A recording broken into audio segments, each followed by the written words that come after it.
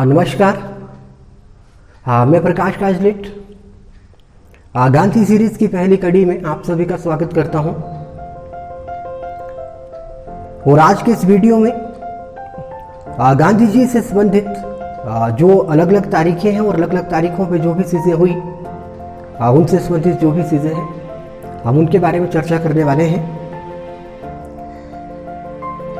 और मोहनदास करमचंद जिनका जन्म 2 अक्टूबर 1869 को काठियावाड़ पोरबंदर गुजरात में करमचंद गांधी के घर में हुआ।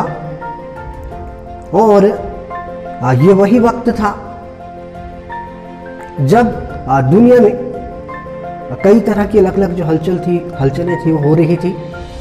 ये वही साल था जब स्वेज नहर खुली, थॉमस एल्वा एडिसन ने अपना पहला आविष्कार पेटेंट करवाया, फ्रांस ने नेपोलियन बोनापार्ट के जन्म की शताब्दी बनाई, Charles W Eliot Harvard University का अध्यक्ष बना और कार्ल मार्क्स की पुस्तक डास कैपिटल भी इसी समय प्रकाशित हुई। और बिस्मार्क इस समय फ्रांस जर्मन युद्ध आरंभ करने वाले थे। इंग्लैंड की महारानी विक्टोरिया इंग्लैंड और भारत पर राज कर रही थी। मोहनदास करमचंद गांधी अपने पिता के चौथे और अंतिम विवाह की चौथी और अंतिम संतान थे। और इनका जन्म काठियावाड़ पोरबंदर गुजरात में एक मामूली 3 मंजिला मकान में हुआ था, जो मकान अभी भी मौजूद है। और इनके 2 भाई थे और इनके बड़े भाई लक्ष्मीदास राजकोट में वकालत किया करते थे और बाद में फिर एक सरकार के खजाने में हाकिम बन गए।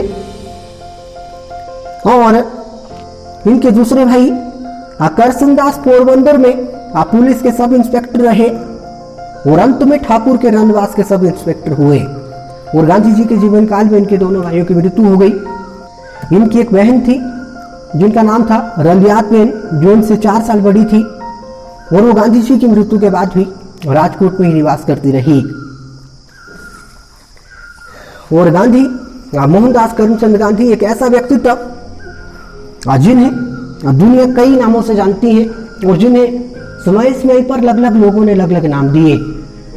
जैसे कि ऑल इंडिया रेडियो को संबोधित करते समय सुभाष चंद्र बोस ने उन्हें राष्ट्रपिता कहा, CF एंड्रूज और जवाहरलाल नेहरू ने उन्हें बापू कहा, कवाइलियों ने उन्हें मलंग बाबा कहा, लॉर्ड माउंटबेटन ने उन्हें वन मैन बाउंड्री फोर्स कहा, प्रथम विश्व युद्ध के समय उन्हें भर्ती करने वाला सार्जेंट कहा गया और विंस्टन चर्चिल ने उन्हें अधलंग फकीर कहा और आश्रम के अतिथियों ने उन्हें सेवाग्राम का संत कहा।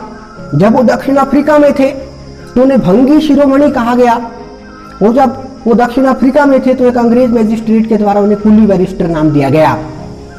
और उनके दक्षिणी अफ्रीका के सहयोगियों ने करमवीर कहा, पंडित मदन मोहन मालवीय ने भिखारियों का राजा कहा, विंस्टन चर्चिल ने देशद्रोही फकीर भी कहा। और प्रथम विश्व युद्ध के दौरान उन्हें एक उपाधि दी गई जो था केसर हिंद 1915 में। और सरोजिनी नायडू ने गांधी और इरविन को संबोधित करते हुए इन्हें 2 महात्मा नाम दिया। और ये नाम कैसे मिले और कैसे गांधी इतना बड़ा व्यक्तित्व बने? एक ऐसा व्यक्तित्व जिनके बिना आज एक शांतिपूर्ण विश्व की कल्पना करना भी बहुत मुश्किल है। और एक ऐसा व्यक्तित्व जिसके ऊपर दुनिया में सबसे ज्यादा लिखा गया।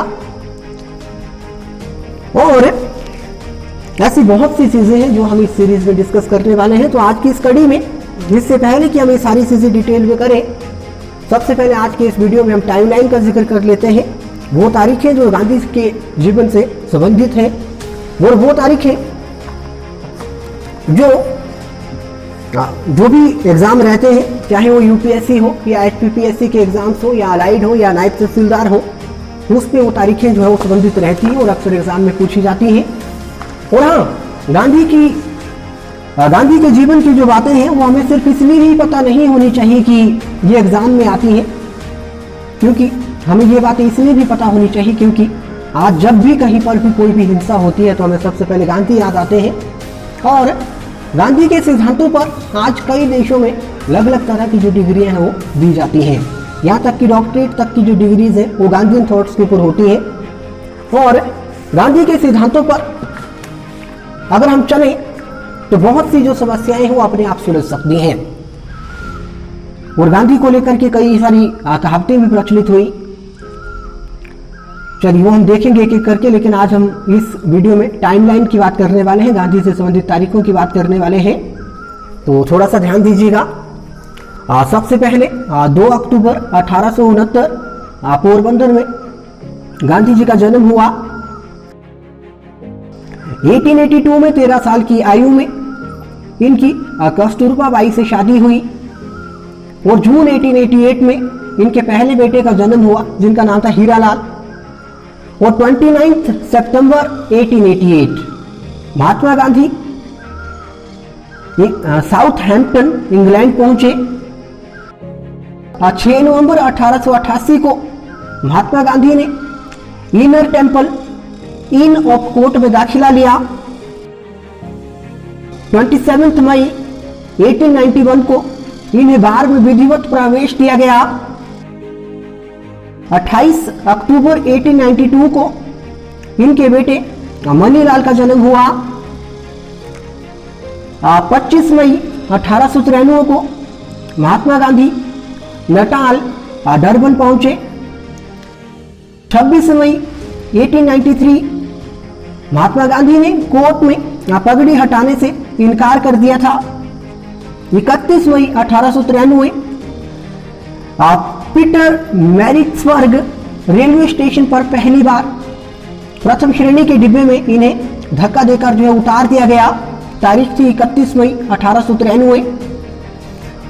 1893 में ही इन्होंने टॉलस्टॉय की एक किताब पढ़ी जिसका नाम था kingdom of God is with in you.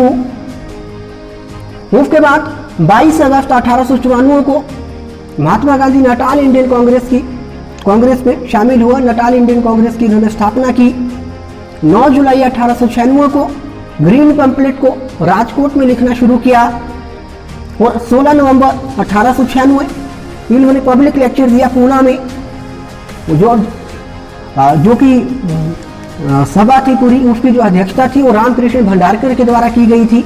उस सभा में इन्होंने पूना में भाषण दिया, लेक्चर दिया। और 4 मई 1897 को इनके तीसरे बेटे रामदास का जन्म हुआ। 11 अक्टूबर 1899 को 99 को बोर युद्ध के दौरान इंडियन एम्बुलेंस कॉर्प की स्थापना की। 22 मई 1900 को देवदास के जन्म में इन्होंने दाई का काम किया। उसके बाद 4 जून 1903 first issue of Indian opinion publish हुआ। इनके इंडियन ओपिनियन का पहला संस्करण जो था वो प्रकाशित हुआ। और दिसंबर 1904 में इन्होंने फिनिक्स सेटलमेंट की स्थापना की। और 20 जुलाई 1906 को इन्होंने ब्रह्मचर्य का व्रत लिया। और 11 सितंबर 1906 को एम्पायर थिएटर जोहान्सबर्ग में सत्याग्रह का अभिक्रम, जहां लोगों ने ईश्वर को साक्षी मानकर यह प्रण लिया कि वो ब्लैक एक्ट का विरोध करेंगे, ये घटना घटी 11 सितंबर 1906 को। और 1 अक्टूबर 1906 हिंदी प्रतिनिधिमंडल को लेकर ये इंग्लैंड रवाना हुए। मेंबर ऑफ इंडियन डेलीगेशन को लेकर के ये इंग्लैंड रवाना हुए 1 अक्टूबर 1906 को। और 22 मार्च 1907 ट्रांसवाल पार्लियामेंट में एशियाटिक रजिस्ट्रेशन बिल पारित किया गया। वो 1908 में मगनलाल गांधी ने नाम दिया सत्याग्रह, उसको बदलकर गांधी ने बाद में नाम दिया सत्याग्रह। वो 10 जनवरी 1908 रजिस्ट्रेशन के विरोध पर 2 महीने का साधारण कारावास दिया गया। 10 जनवरी 1908 पहली बार गांधी जी गिरफ्तार हुए। और 30 जनवरी 1908 जनरल स्टम्प्स के साथ स्वैच्छित नामांकन पर समझौता पारित हुआ। 10 फरवरी 1908 को ही मीर आलम और कुछ अन्य लोगों ने गांधी पर हमला कर दिया। और उसके बाद 16 अगस्त 1908 को स्टम्प्स के विश्वविद्यालय पर समझौते के प्रमाण पत्रों की होली जलाई गई। और 14 अक्टूबर 1908 ट्रांसवाल में बिना परमिट के घुसने पर 2 साल का कठोर कारावास गांधी जी को दिया गया। और 23 जून 1909 को हिंदी प्रतिनिधि मंडल के प्रतिनिधि बनकर ये इंग्लैंड रवाना हुए।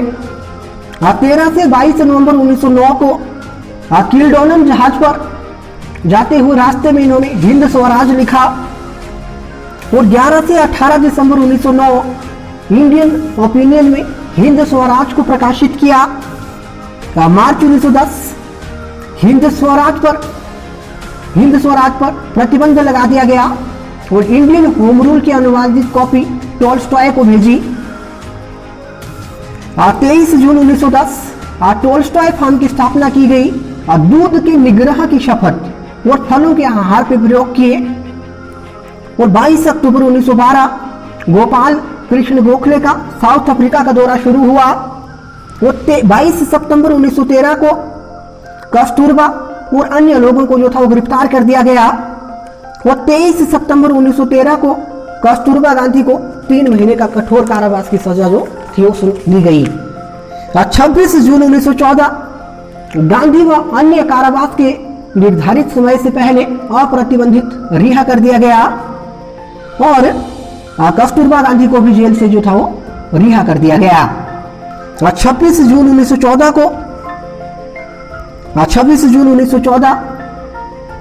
इंडियन रिलीफ बिल पारित हुआ। और इस इंडियन रिलीफ बिल के पारित होने के बाद ही गांधी जी भारत आना चाहते थे असल में। और फिर हुआ क्या, 18 जुलाई 1914 को गोपाल कृष्ण गोखले से मिलने गांधी जी लंदन पहुंचे और फिनिक्स समूह शांति निकेतन में मुलाकात हुई।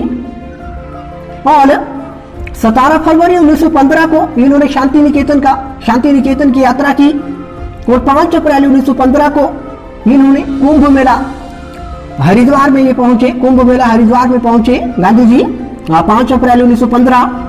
और 20 मई 1915 को इन्होंने कोबरच में सत्याग्रह आश्रम की शुरुआत की। और 20 जून 1915 को इन्हें केसरे हिंद के पदक से सम्मानित किया गया। और 11 सितंबर 1915 को दूधा भाई, दानीबेन और लक्ष्मीबाई का प्रथम हरिजन परिवार आश्रम से जुड़ा। और 15 नवंबर 1915 को गांधी जी गुजरात सभा के उप प्रमुख निर्वाचित हुए। उप प्रमुख मिंटू से वाइस प्रेसिडेंट ऑफ गुजरात सभा निर्वाचित हुए। 6 फरवरी 1916 को इन्होंने बनारस हिंदू यूनिवर्सिटी में भाषण दिया। 26 दिसंबर 1916 को महात्मा गांधी जवाहरलाल नेहरू से लखनऊ कांग्रेस में पहली बार मिले।